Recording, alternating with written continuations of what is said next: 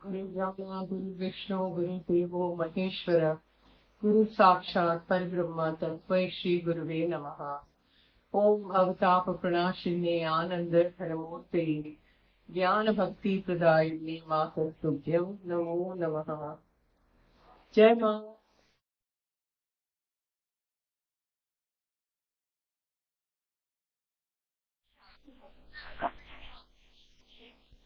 फिर क्या क्या बातें हुई करते, अपने आप आसन हो गया, अपने आप हो गया। आसन तो हम सब लोग जानते हैं, सिद्धासन है, पद्मासन है, आदि आदि बैठ के करने के आसन, आसन स्वस्तिकासन आदि बहुत है।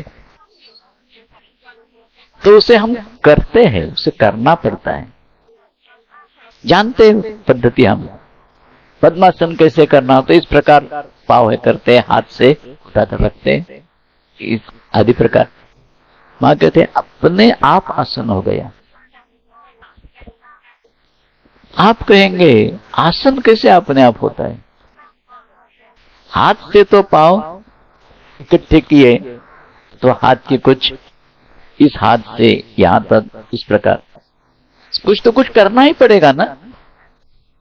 अंगुली जैसे अपने आप ऐसे हो जाती है, इसी प्रकार आसन कैसे अपने आप बन सकता है? तो इस लीला के प्रत्यक्षदर्शी जो, उन्हें तो आपत्ति नहीं थी, उनके सामने ही हुआ था।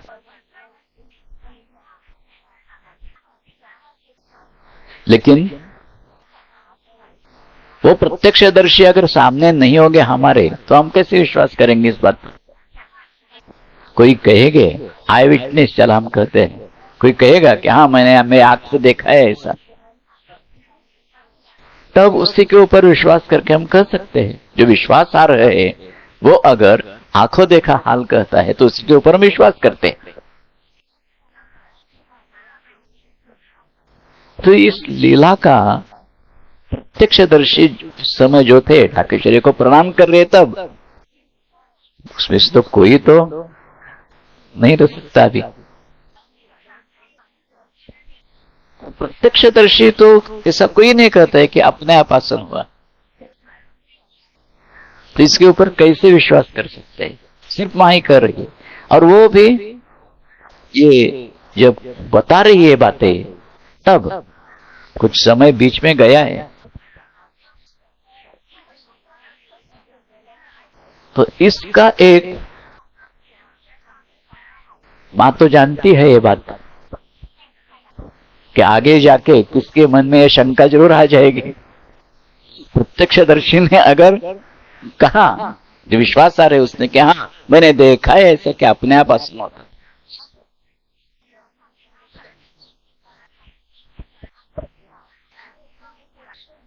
तो आप मां की भाभी, मामी मां जिसे हम कहते हैं, स्वामी मां ने एक प्रसंग वर्णन किया है जो आनंद वार्ता में भी प्रसिद्ध हो गया है। उनके मुख से हमने सुना भी है, बहुत दूर सुना है।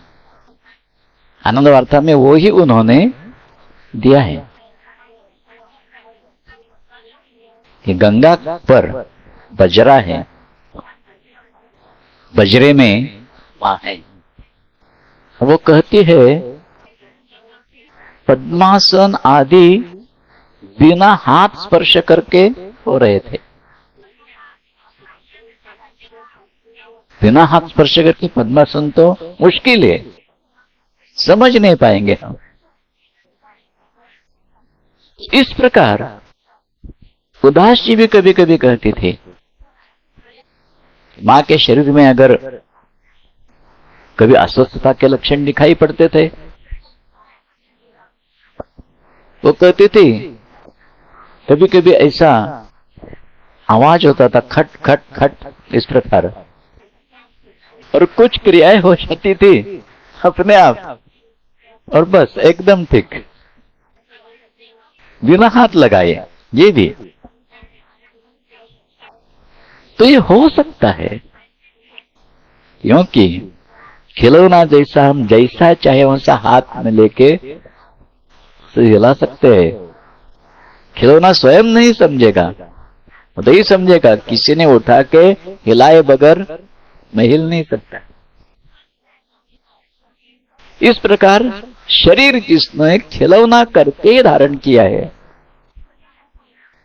इसीलिए उनका शरीर के हर एक अणु परमाणु पर ऐसा स्वामित्व है। तो अस्वाभाविक भाव हो गया, अपने आप आसन कर रही है, तरह तरह के प्रणाम भी कर रही है। ये क्या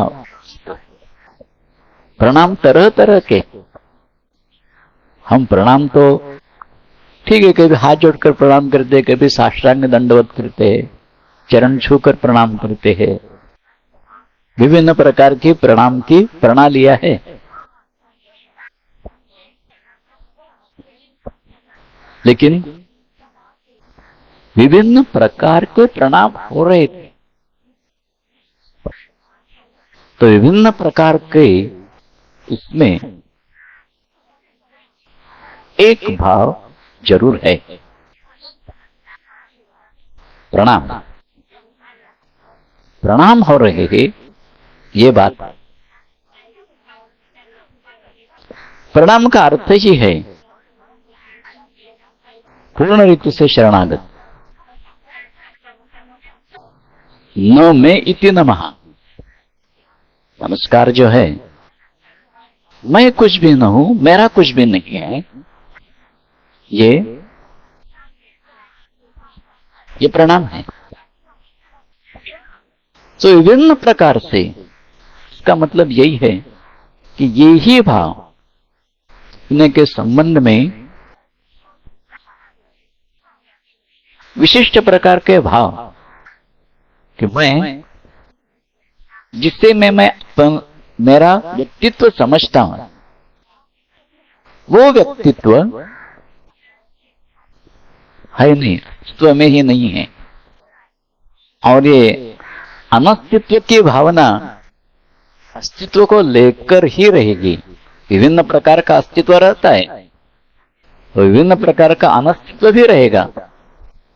इसका ज्यादा विवेचन तो मैं कर नहीं पाऊंगा, इतना ही करता हूं।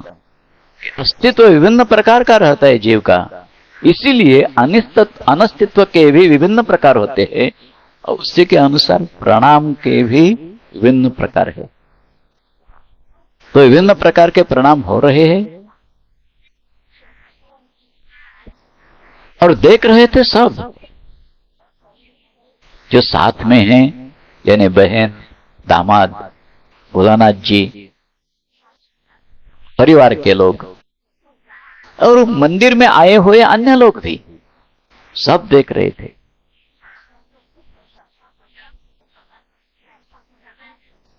मां कहते कि इसके बाद क्या होता था,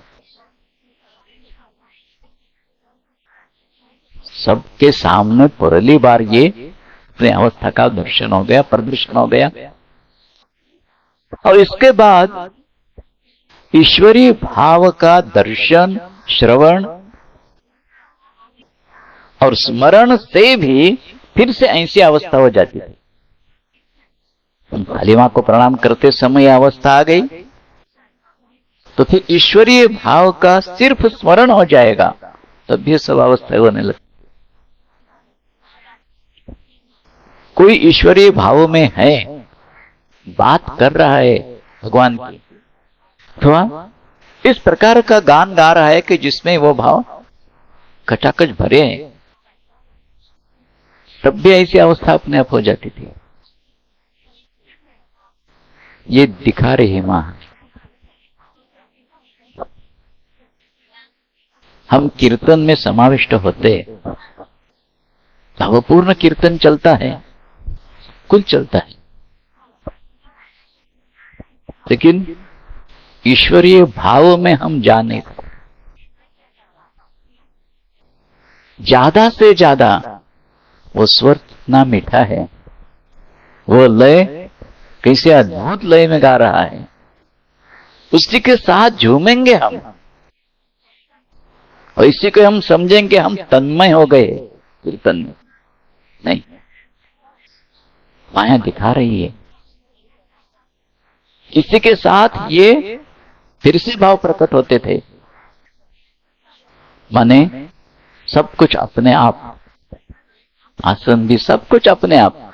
का मतलब ये है कि ईश्वरीय भाव का दर्शन श्रवण हो जाए, पूर्ण रीति से अपना व्यक्तित्व भूलकर भगवान का एक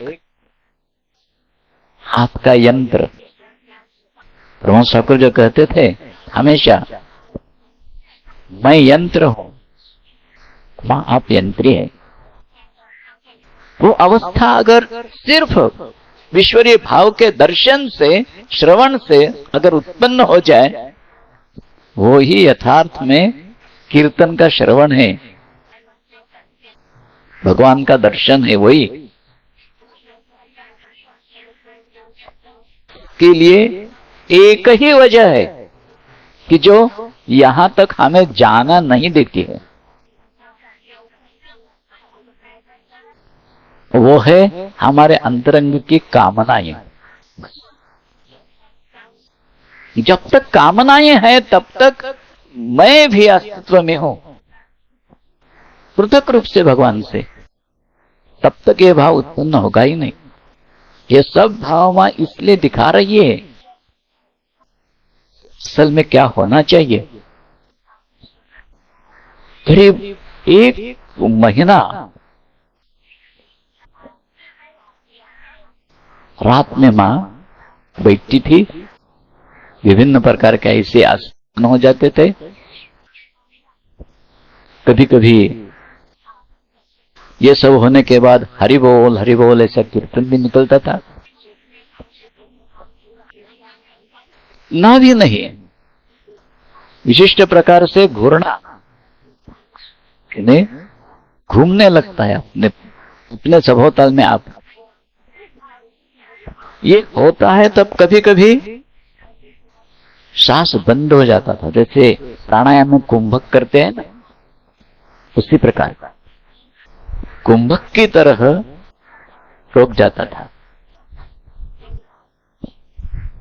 कुंभक की तरह ऐसा क्यों कहा, सांस बंद हो जाता था। इतना कहने से, कुंभक की तरह कहने से और अपने आप बंद हो जाता था, इसमें फर्क क्या है? फर्क एक है, कुंभक जो है वो हम जानबूझकर करते हैं। पूरक, कुंभक, रेचक जानबूझकर करते हैं, और सांस में रुकावट जब आती है तब सांस बंद हो जाता है। जोर से सर्दी जुकाम हो गई है, एकदम नाक बंद हो जाता है। कोई दबा लेगा तो भी बंद हो जाती है। आप कहेंगे हम खुद होके अगर सांस बंद करेंगे तो चंद क्षणों के लिए, ज्यादा नहीं, कितना भी बंद करके देखो, फिर सांस छोड़ के लेनी पड़ेगी। लेकिन पूरी तरह से बंद, इसका मतलब यह है शरीर रहेगा, जीवित रहेगा, फिर भी मृतवत, श्वास नहीं। जो अवस्था परमहंस ठाकुर के जीवन में कई बार लोगों के सामने हुई है, इसलिए सालों साल लोग जानते हैं कि मृतवत लक्षण पूर्ण रीति से। ओम भवताप प्रणाशिनी आनंद घनमूर्ते ज्ञान भक्ति प्रदायिनी माता नमो नमः। जय मां।